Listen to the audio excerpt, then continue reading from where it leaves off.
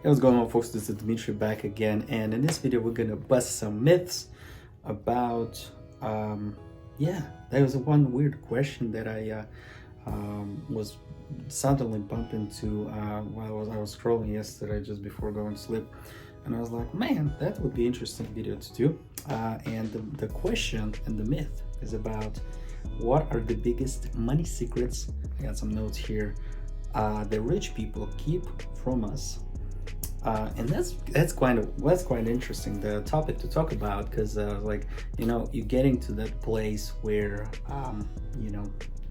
some folks have as I joke around with this, like, you have you like people getting a rich people problem, like with taxes and everything, meaning that you're getting taxed a lot and all that with the real estate and everything, but you can deduct some stuff for that. But anyway, that's not the point. The point is that when I read this question, I was like, oh, that would be an interesting topic to talk about. And as I was that was on the forum quora, and there was a lot upvotes for a specific post.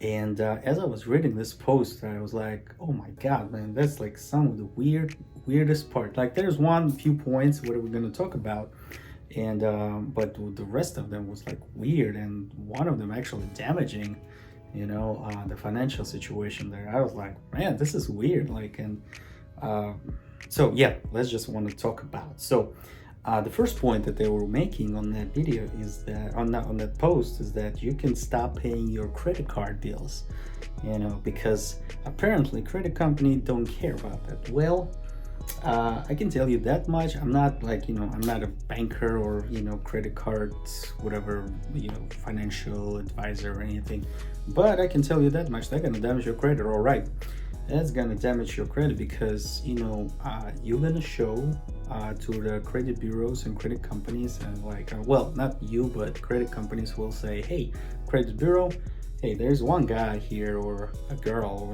whatever. So they don't pay their bills on time, so even minimal bills. So that's kind of a problem. So, and that's gonna damage your credit. So they proposed that idea there. They said, like, they don't care, they don't push you like this and that. And then they introduced the idea that like merging all credit cards into one line. I think like they do refinance or consolidation of the credit and everything like that.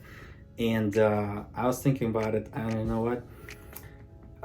From one standpoint, you make it comfortable just to pay out one line out of, like, let's say you got like 5 or 10 plus credit cards, and you got like a bunch of credit that you're taking off, and then you all the way through, and you can't pay it off and all that. And if you pay it one, yeah, you can make some good refinancing, put it back together, put it like all under the lesser interest rate and all that, which is not going to be true, because if you damage the credit, your credit score go down, and then when you go to refinance, you were going to be basically screwed, because you're going to pay higher interest rate rather than you could have. So my take on that, and I'm not financial advisor or anything, but just like due to experience, like as I was living, for me those statements doesn't make any sense, because that's like even damaging your credit or like financial hygiene, all that situation. So the post that they were saying, like, you can stop your credit card, refi, and then definitely this is wrong. Anxiety, all that, just I think people just need to put their things together and start paying one by one, and instead of like, oh yeah, focus on themselves, like, oh my god, I'm so I'm so and so and so. But at some point you just need to get your things together and start paying stuff. So it can be a different project, different strategies. You can put like one credit card at a time, so there's snowball effect and things like that. So, and yeah, this could be one. So yeah, and that was the first topic, that I wanted to talk about. So the second that they discussed there, the entry there, is the cut your investment bill as low as internet bill, I'm sorry, as low as the $30 a month. Yeah, you can do those things, like just basically jumping from plan to plan, from one provider to another. There are things like that and the strategy like that, but again, there's a bunch of hustle with it.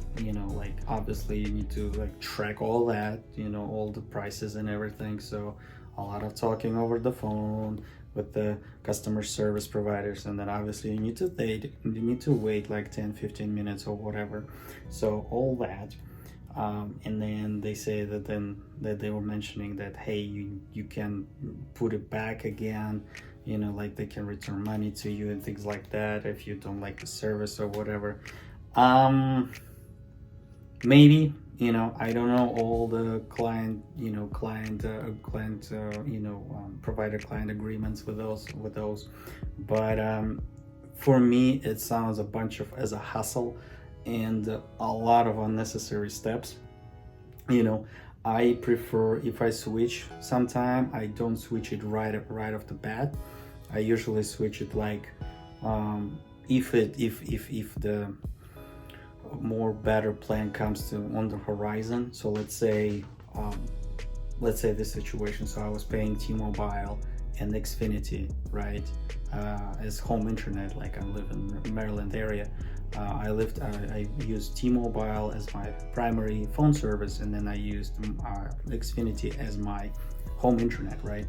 So and then I stumbled upon, and actually it kind of came up on the radar as hey, Xfinity is doing home internet as well as the phone internet now. I was like, oh, you know what? Let me call in and check their pricing on that and see if there's a deal or something like that.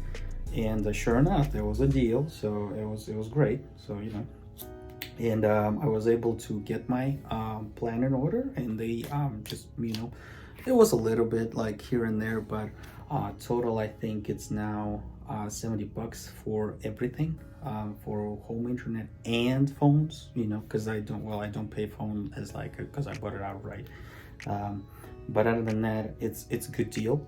And you know what, that's awesome. So but when they start doing jumbling around, you do this 3 months and then you go back and you cancel it and all that, it's kind of like kind of weird. It's kind of weird, and then jumbling around and moving stuff and all that. So it's much more hustle, like, rather than usage and everything. My advice on that one is to reevaluate your data plan, rather than jumping around and do weird stuff and then just make yourself nervous about it. Just do yourself a favor. Check out your data, see how much you use, because there's options in Apple and in Samsung. I'm sure, like, not Samsung but Android phones. Just first thing that comes to mind. And see how much data you spend, meaning that how much internet, whether you utilize Wi-Fi at work, guest Wi-Fi or whatever, home Wi-Fi. And you just use the data during the transport, transfer, like, hey, from home to office and all that.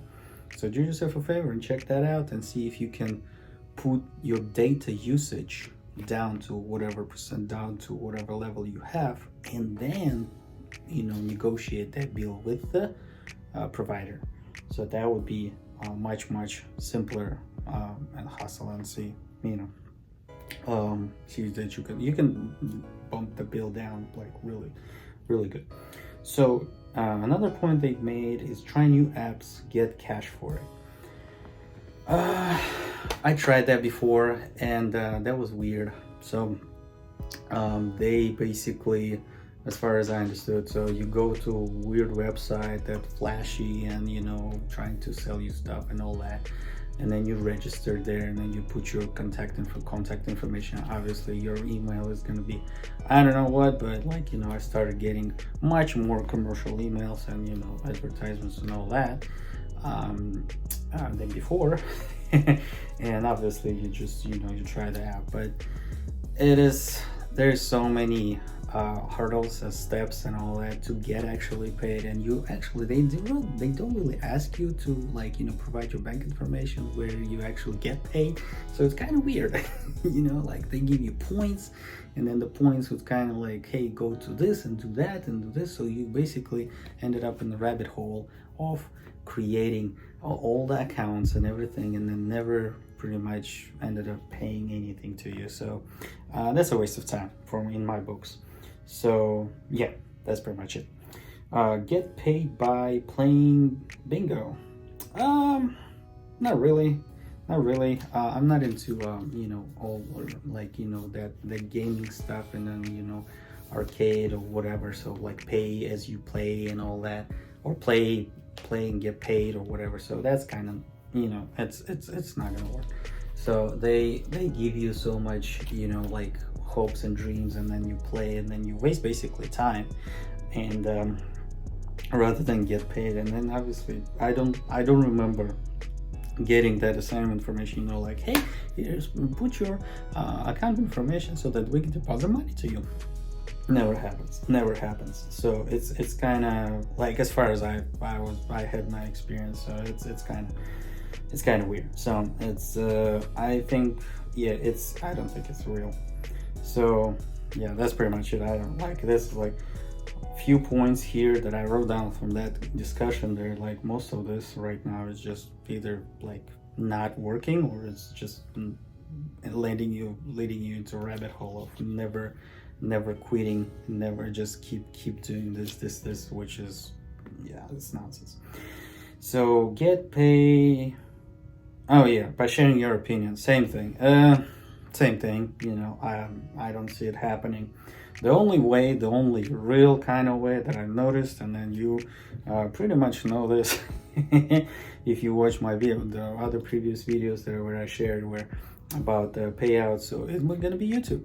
So that's where you can actually share your opinion, do the podcast, do whatever you want to do. Well, in a good type of situation, kind of like be a good corporate citizen of the YouTube world, and you know, just do whatever, you know, like shows, podcasts, you know, and entertaining and all that, you know, like educational videos, whatnot.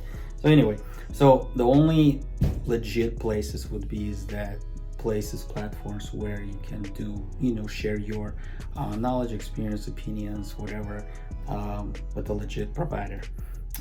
I heard there's like a Twitter or X right now. I think Twitter does that as well. Like they start doing that after the purchase of when Elon Musk purchased that place. But yeah, so that's, you know, only those places. But the rest, I don't know. I don't feel good about those. So another point is bank hopping. That's what I called it. They basically say to you is that, hey, you know what? If you open an account with us, we're gonna give you this. If you open an account with us, we're gonna give you this. Or if you open a shared account, fine, I get it. There's a lot of that, like a strategy going on. I heard that a lot, and I actually had a friend of mine. He actually was doing that, the same thing, like bank hopping. Or well, I guess I kind of named it that, I guess. And yeah, you basically open an account, put the money in there, and then they give you like $100 for that if you keep that money for 3 months, and then all that. The minimum amount usually is like $1,000 or $500. No, not even $500, but $1,000 plus, and things like that. So basically the idea is that you start utilizing that service, and or the bank, right? So you become a client of theirs, and there's basically incentive that they give you. Hey, come here, we're gonna pay you, all that. Reality check. I can see that doing. I like it. It can be good.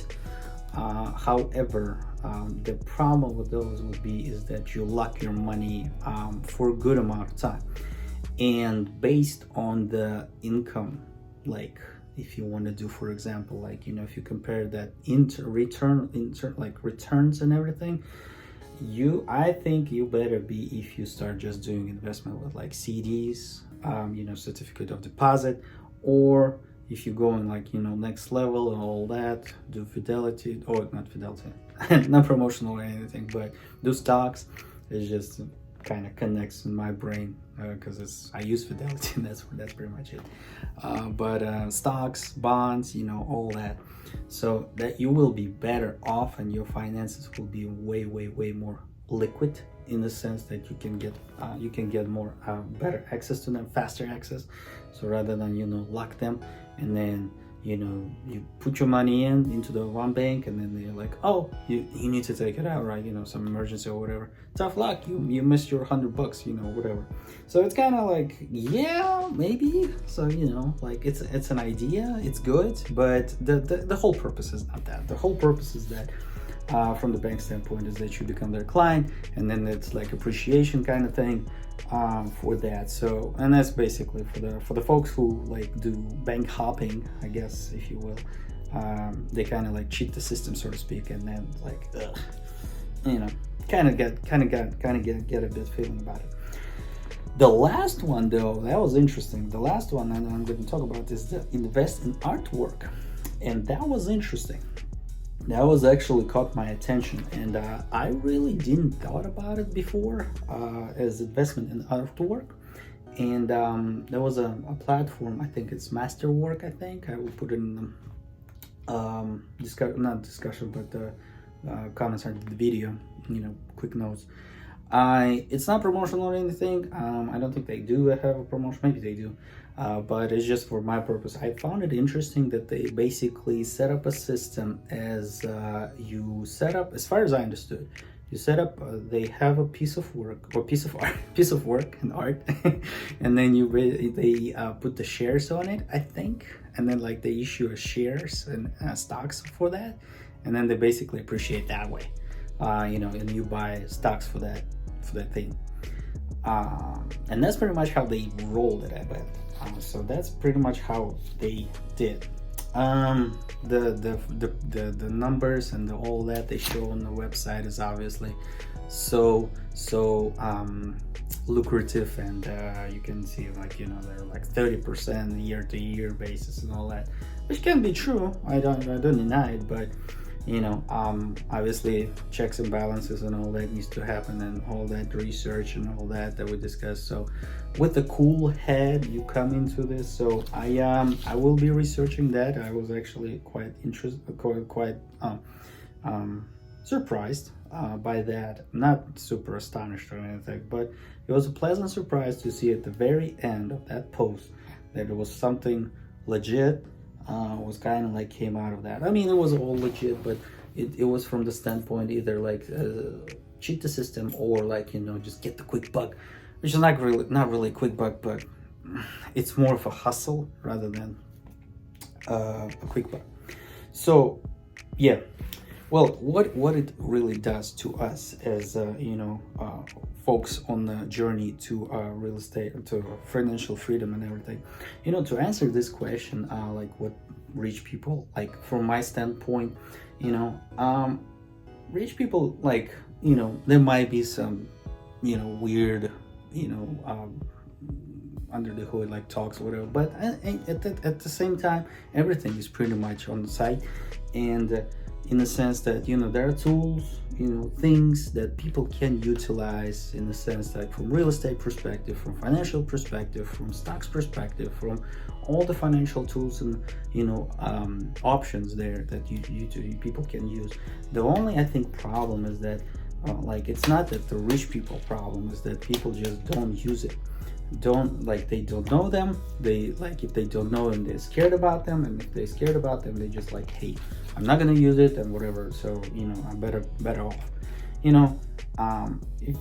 If you don't feel comfortable using it, don't using it, obviously, the financial tools and all that, but, you know, like, as I was learning, but like for me especially, I was like, I got really not crazy, but really interested in the real estate world, And when I started learning about it, I started like, understand it and how it works. And then one day, for me specifically, it just clicked, like I wasn't like, hey, how do they actually make money? And then I like, oh, it's just like a light bulb turned on.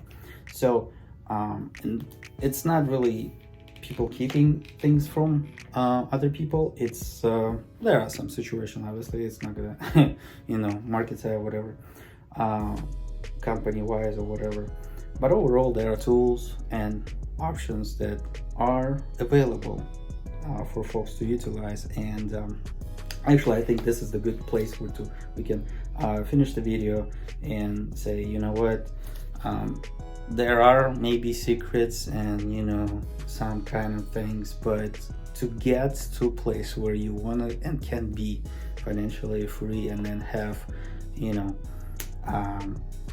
reserves of money, flexible spendings and things like that, it's all comes from financial literacy and understanding what's going on, and how can be utilized. Those tools they are out there, and they're huge amounts of banks and managers, financial analysts and all that, they are eager to provide you that service. And it's not only like, and it's not from the standpoint of to get like your money. Obviously there's going to be utilization, service fee, all that. It's like we live in a financial world. It's like, money is going to be used. But at the same time, as you understand, as you get more knowledge about financial and financials and everything, you will get to know more and you can utilize more. If you know it, you can use it, and if you understand it, even better, so you won't abuse that. If you don't know it, you abuse it. If you know it, you will be able to utilize it well and understand it, and obviously get ahead of the game. So that's my basically video thoughts about it. So hope you guys liked it. Like it, subscribe down below. My name is Dmitry, and yeah, I like this video. I like to answer this question. So it's let me know if you guys have any thoughts of your own about that. But yeah, that's pretty much my thoughts on that. So let me know in the comments below what you guys think, and see you next time. Bye bye.